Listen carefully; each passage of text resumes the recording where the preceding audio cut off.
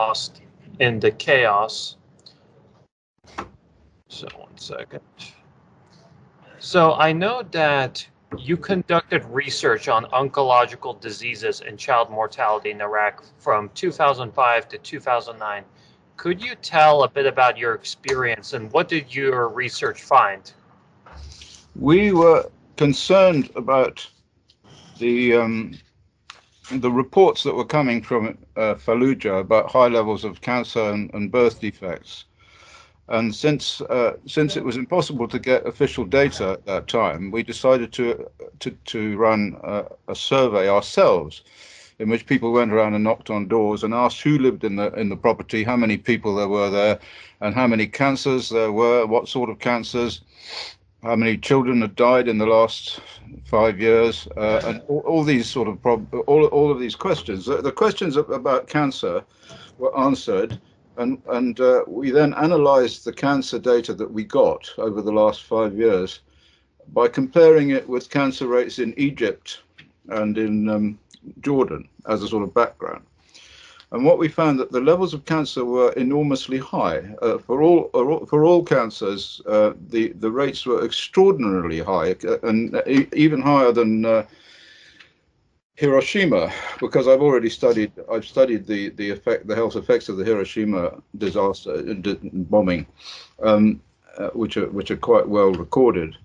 And what we found was that the levels of cancer in Fallujah were higher than that. And the particular cancers that we found were cancers associated with radiation, and these were leukemia, and particularly leukemia in children, and also lymphoma in children. That's another disease that you get from radiation, or we believe so. And so obviously that, together with other information we got from this study, which was the high level of infant mortality, that deaths of children within the first year, and the causes of these deaths, which were congenital malformations, putting all of that together with a skewed birth-sex ratio, which is another sign of genetic damage associated with radiation exposure. We put all of that stuff together, and we concluded that there had been some very large genetic damage event which occurred around about the time of the Fallujah War. At that time, although we suspected that it was depleted uranium, we didn't know that, and we particularly pointed out that we couldn't say anything about what caused it at that point, although we went on later to do another study in which we did find out what caused it. And what prompted your investigation in the first place? How and why did you end up in Fallujah? Well, I was on the Depleted Uranium Committee of the Ministry of Defence, the British Ministry of Defence, because there had been lots of reports of ill health associated with serving in the Gulf War by British soldiers, Ministry of Defence. I gave evidence on this to the American Congressional Committee on Depleted Uranium, and they put me on the board of the Ministry of Defence looking into this factor. And because of that, from about 1999 onwards, I was increasingly interested in how it was that uranium, which is a not terribly radioactive substance, could be causing Gulf War syndrome and all the congenital malformation effects that were slowly emerging in the British soldiers and also in the American soldiers.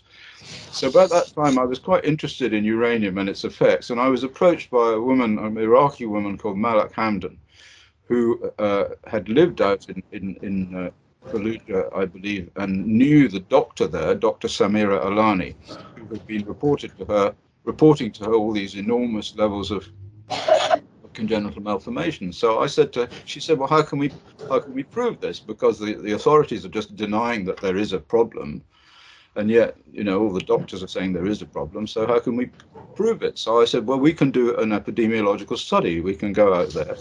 We just need a bit of money. And somebody goes around, knocks on doors and asks who lives there, how old are they, and all the questions that we asked in this study, which was quite hard to do because there was no electricity at the time. So we had to buy them a generator, and we had to buy them computers and printers to print off all the leaflets, and they all had to be, the questionnaires all had to be translated into Arabic. So I was dependent entirely on, if you like, our soldiers out there in Fallujah, because at that time I couldn't go out there. In fact, I wouldn't have been much good. my position was to devise the study, to write the questionnaires, and to analyze the results that came back. And how can we be certain that it was depleted uranium that caused this spike in cancer rates? Maybe this was just some sort of unfortunate coincidence. Well, it certainly wasn't an unfortunate coincidence, but what we can say for certainty from the epidemiology is that the probability of this occurring by chance was vanishingly small. You can do statistics to show that it's more or less impossible for this to happen unless there had been some cause. But the question is, what is the cause? The Americans refused to admit that they were using uranium. So what we decided to do is we decided to look in the hair. There's a method called ICP-MS, inductively coupled plasma mass spectrometry, in which you can take a hair sample and you can dissolve it in acid, and then you can measure the atoms inside the hair sample and see what the concentration of all these different elements are. So we looked at 52 elements in the hair of 20 mothers of children with congenital malformations. And we found that there was an anomalously high level of uranium. The only anomaly we found associated with an element which can cause congenital malformations was with uranium, and we found that. But not only that, what we did is we looked at women. There was the Arab women have very long hair, and so what we did is we got some women with very long hair, very, very long hair, and we know the rate at which hair grows, you see. So what we could do is we could cut the hair into little slices, and we could measure the uranium in each of the slices, going right back to the first bit, which is like today, and the second bit is like last year, if you like, and the next bit is the year before that, and so on. So we can get a graph of the uranium in the hair going right the way back to about 2005. And what we found is that it went up, the uranium went up as we went back in time. So clearly there was an increase in uranium around about the time, or just after Fallujah battle, which then reduced as time went on, obviously, because it got excreted from the system. So we had a pretty good idea by then that we had more or less proof, I think, that uranium was the cause of all of these congenital malformations and genetic damage and sex ratio and cancer. And the cancer was extraordinarily high. Yeah. Most of our readers are not scientists, they're lay people. Could you explain to them in lay person's terms why depleted uranium can cause an increase in genetic malformation, cancers? I mean, because when people hear the term depleted uranium, it sounds scary, but they don't exactly understand what it is and why it can have such damaging effects. Okay. Well, two things. First of all, depleted uranium is a byproduct of the nuclear industry that separates uranium into highly enriched uranium or enriched uranium, which they use for nuclear weapons or for nuclear power. And what's left behind is a uranium which hasn't got the highly radioactive or fissile, that stuff that can go bang, uranium-235 inside it. So it's a sort of waste product. Uranium itself is extremely dense, so it has a density of about 20 compared to lead, which is about 10. So it's very, very heavy. But that's not why it's useful in tank warfare. The reason it's useful in tank warfare is because when you shoot it at a hard target, like a tank, it catches fire. And it burns at an extraordinarily high temperature, thousands of degrees. And when it does so, it burns its way through the tank armor. And as it goes into the tank, the expansion of the heat associated of the air associated with the heat blows the top of the tank off. So I've seen lots of tanks in Kuwait in the border there. I went there in 2000, and I've seen lots of tanks that have been damaged by depleted uranium, and they're radioactive.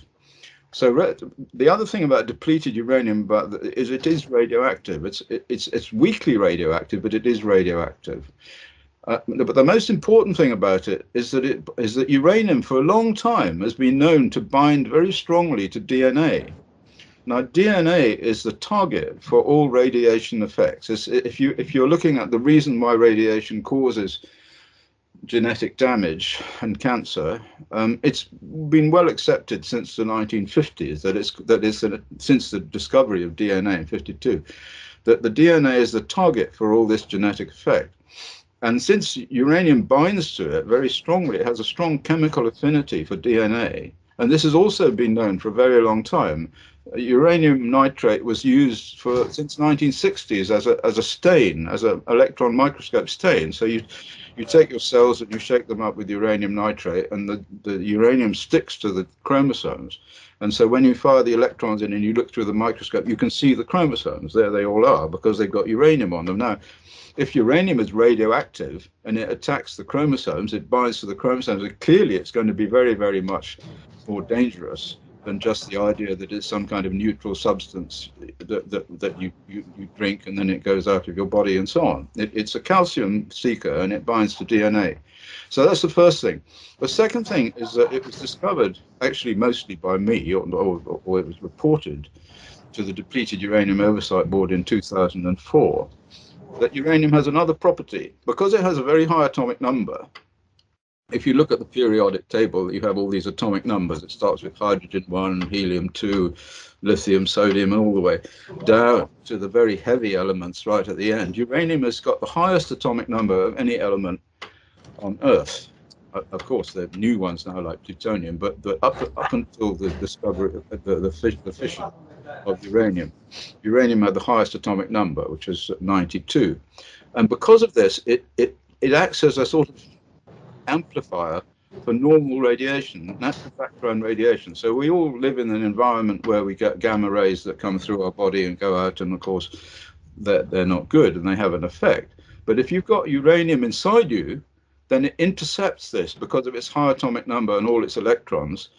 And when it gets hit by a gamma ray, it shoots off a load of electrons, and this is called the photoelectric effect. It's the same effect that's used in photocells when you point a photocell at a light meter, and then you get these electrons, and that tells you how much light there is. So this is called the photoelectric effect, and in my opinion, and I've written quite a lot about this, this is the reason why uranium is very dangerous. First of all, it binds to DNA. Secondly, it causes these photoelectrons to be emitted into the DNA. And all studies that have been done of people exposed to uranium show massive chromosome damage. So when they look to see the chromosomes in their cells, in the peripheral blood cells and so on, they find massive amounts of chromosome damage. And this, of course, chromosome damage is the same thing that leads through to all these genetic effects of cancer and birth defects and so forth.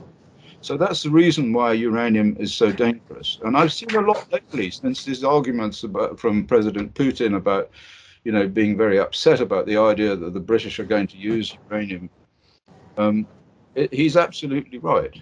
And the British are saying, oh, no, it's perfectly safe. It's not even radioactive and nobody has to worry about it and so on. This is quite wrong and dangerously so.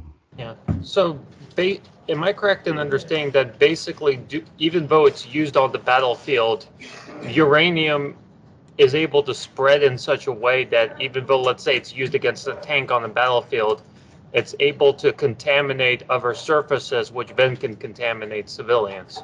The reason is that the temperature is so high when the uranium burns. It's called pyrophoric.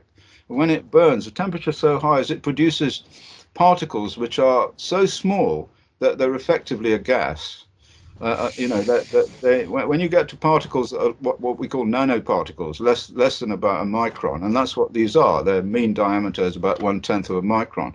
They don't behave as a metal particle like you could imagine dropping a ball bearing. They behave like a gas, and they just are totally volatile and they float all over the place. So they contaminate. They contaminate distances.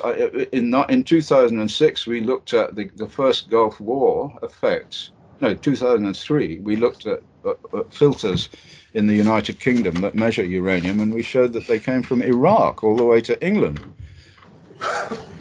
And of course, more recently, the same thing with Ukraine.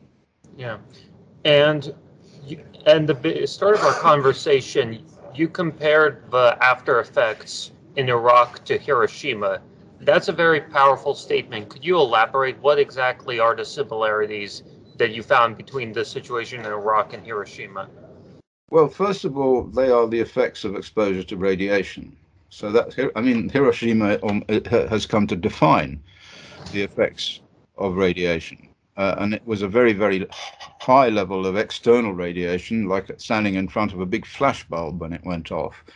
And the radiation went through the body of most people, came out the other side, but on the way it caused a load of genetic damage, which then fed through to cancer effects, which have been elaborated by a lot of epidemiological studies in Japan.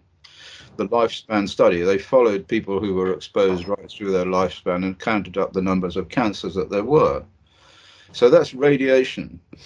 Now, we're saying that there's also radiation from inside the body, from these particles, which contaminated people in Fallujah. Of course, once the particle is inside you, it doesn't go away. So it's not like you get a big flash and that's it, it's all gone.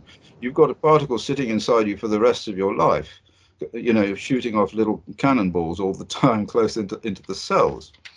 So that's also radiation. So when we want to see the effects of Hiroshima, we do a lifespan study and we look at all of the people in Hiroshima and see how many cancers there are compared to the exposure. But here we do the same thing. So I went along and I asked people how many cancers there were, and we got no reason to suppose that they lied. In fact, we've got names and addresses and the doctors' names and addresses and all the rest of it. And what it shows is, like it showed with Hiroshima, an enormously high level of cancer. But to our astonishment, the level of cancer we find in Fallujah is higher than the level by a factor of about 2 or maybe more, depending upon the cancer. So what we see in Fallujah is a more serious cancer-producing effect from exposures that occurred there from uranium to the exposures that occurred in Hiroshima. While I say that, I have to say that the Hiroshima cancers have recently, in the last 5 years, been associated not with the exposure to the external radiation, but exposure to uranium, because when the bomb exploded in Hiroshima, only 5% of it fissioned. The 95% of it just blew apart into particles. And those particles came down in Hiroshima in the form of rain, which was called the black rain. And in the last year or two, the Japanese have conceded that people who were exposed to the black rain and got their cancer because of exposure to the uranium in the black rain, and nothing to do with the gamma radiation from the flash, because they were too far away. People more than 5 kilometers away from the hypocenter were getting cancer, but they were out in the black rain and they were exposed to these uranium particles in the same way as the people in the uranium particles. I mean, what you're describing sounds like a public health nightmare. How was the Iraqi healthcare system able to deal with it? To what extent was it able to cope with the strain produced by these problems? Well, first of all, there's not much they can do. I mean, I visited various hospitals when I went there to Iraq, and I talked to the doctors. In fact, I talked to the medical officer of health there. And of course, they didn't have at that time. This is 2000. This is before the Second War, and they were suffering the effects of the uranium. 300, a lot of 300 tons, I think, used in the first Gulf War. And they said that they couldn't do anything for the cancer people because they didn't have access to drugs because of all the sanctions. But to be honest, there's not much you can do. I mean, if you got the sorts of pictures that we see, that I have, in fact, of the children with congenital malformations, there's nothing you can do except throw your hands up and wait for them to die. And that's what. And I did talk to a number of families there while I was in the hospitals and looking at the poor children with leukemia or with some big lump on their throat or whatever, lying there in bed, and they were going to die. But they were going to die. That's it. They're going to die. There's nothing you can do. And the contamination of that area is a public health a nightmare. It's exactly what it is. It's a public health nightmare. And it's a public health nightmare because the doctors can't do anything. There's nothing you can do. Nothing. Wow. And was there any sort of family or incident that particularly stuck out to you in your memory that really sort of helped highlight how serious of a problem, of how serious a public health nightmare this whole situation was? What brought home to me the public health nightmare were the numbers. I'm a numbers person. I'm a scientist. The work I do, I have to step aside. I have to try and step aside from the reality of the numbers that I see. I mean, I visited as I told you, the hospitals, and I saw a few children there who were clearly dying, and this also happened after Chernobyl and after Fukushima, and all you can try to do is to try and stop it happening by arguing that the numbers show what they show. And so in this situation with the Ukraine uranium, what I need to show is I need to mobilize what I know about the numbers to demonstrate that what's happening is a public health nightmare. And it's not constrained to Iraq, because the stuff from Iraq came to England. I mean, obviously not as much of it, but every small amount of it that came to England was inhaled by somebody and went into their lung, and then it was translocated into their body. And now we see, I mean, I have done this for 30 years. I have seen the cancer rates increasing in the West and in Europe by enormous factors, enormous levels of cancer increase. Now we have a situation where we almost 1 in 2 person will get cancer. And when I started this in the 90s, it was 1 in 5. And this is not because of, as they say, as the doctors who are in the government say, because of an aging population. It's not because of an aging population, because young people are getting cancer. People of 25 are getting colon cancer, and there has to be a reason for this. And it could easily be these particles that you inhale one, you cough it up, you swallow it down into your gut, it gets into your lower intestine, and it gets trapped in the epithelium, in the folds of the intestine, and it just sits there shooting its little bullets into the DNA for the rest of your life until you get a tumor. And so, am I correct in understanding that, let's say, these ammunition are deployed in the battlefield of Ukraine, somewhere in the east?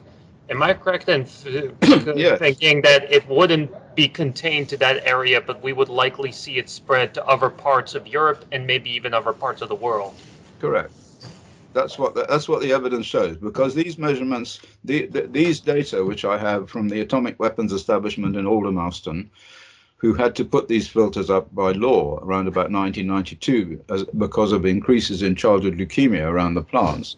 And they continue to measure uranium in the filters. And these show that at the beginning of the war, February 2022, there was a sudden huge increase, a significant increase in uranium in the filters, which continued up until now, more or less. And the only possible explanation for that is that somebody is using uranium and generating uranium particles somewhere.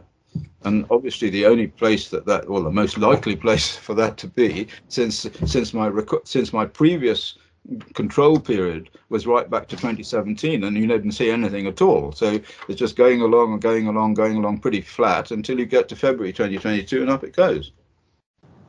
And so I guess that does beg the question, just to go a bit back, when you were coming to your conclusions in Iraq and reporting the results, what sort of reaction did you get from U.S. officials, UK officials? Were they receptive to your findings? Were they open-minded about what you had discovered? No, they were very hostile. I mean, I've been on 2 British government committees relating to radiation, and as far as the British government is concerned, I'm their bête noire. They really don't like anything that I say. In fact, I went into a court case. I was asked to be an expert in a coroner's jury about a Gulf War veteran, Mr. Dyson, who died of colon cancer. You recall I was just talking about colon cancer and particles, and he was a Gulf War veteran. He fought in the first Gulf War, and he developed colon cancer and died. And so the coroner, whose job it is to decide why he died, he actually went as far as to call a jury, 13 people, to come in and listen to these arguments. And so the Ministry of Defense sent a representative to argue that uranium was harmless and couldn't have caused his cancer. And I was asked to say the opposite, or to say what it is I believe. And so I brought in my evidence, and they brought in their evidence, and the jury found totally for what I said, that colon cancer in this man, Stuart Dyson, was caused by the uranium. But of course, you must understand that the British and the Americans, to them, this is a magical weapon. This is a weapon that kills tanks. Saddam Hussein had all these Russian tanks down on the Kuwait border, and they were all destroyed by the depleted uranium bullets from the A-10 Warthog aircraft. You know, one after another, they just ping, ping, ping, ping, ping. The tops blew off, and they were radioactive, and so on. It's a magic weapon when it comes to tank warfare, and it's inconceivable that the military would allow anyone to stop them using that in a real war where you want to win the war. And they don't really care about the people that die as a result of all of this. The collateral damage, they would call it, the cancers downwind, the congenital malformations, the weeping parents, and all the rest of it. I have to not think myself too much about the reality of all of that. I just do the numbers and say, well, look, this is what they show, and there's no argument. There's no argument. This is what they show, but the British government just refused to concede it. And when the coroner wrote to the Ministry of Defence and said, look, you know, the coroner jury has found that depleted uranium caused this person's cancer, they wrote back and said, well, we don't agree with you. And he wrote back and he said, well, I'm not asking you to agree with me. It's just the law that I have to tell you that this is what they found. And this is what they found. And this is the truth. This is what there is. This stuff binds to DNA, and it destroys the DNA and causes genetic malformations. And I guess for my final question is, obviously the issue of depleted uranium is back in the news because of the announcement that the United Kingdom would send this ammunition to Ukraine. Are there any sort of thoughts, warnings that you want to offer on this topic, given, you know, the recent decision by the British government? Well, I've only got one thing to say here, that in this case, President Putin has accurately identified this as a weapon, if you like, a weapon of mass destruction, a weapon of indiscriminate effect. And the British and the Americans continue to cling to their crazy theory that this radioactive substance which binds to DNA is harmless, effectively harmless, and has no genetic effects or indiscriminate effects on populations. So in this case, I just have to say that the British are wrong, that this stuff is contaminating Europe, and it will cause all of the effects that it caused in Iraq, and that I've shown to have been caused in Iraq. It will cause all those effects in Germany and Luxembourg and France and Sweden and the Baltic states, and, you know, long list of countries which stand between Ukraine and the United Kingdom, where we measured it. Yeah, and thank you so much for your time and expertise, Dr. Busby. I'm sure for our readers and listeners, this was a very difficult pill to swallow. But I think it's very important that they understand the science behind depleted uranium. So well, you know, democracy is run on the basis of truth, on the basis of perfect knowledge. And if people in a democracy have perfect knowledge that something their government is doing that is killing them, then they ought to get another government quickly. Yeah. Thank you so much. And as soon as the article comes out, we'll be sure to send you the link to it. Thank you so much. Okay, you're welcome. Thank you. Have a great day. Thank you. Bye-bye.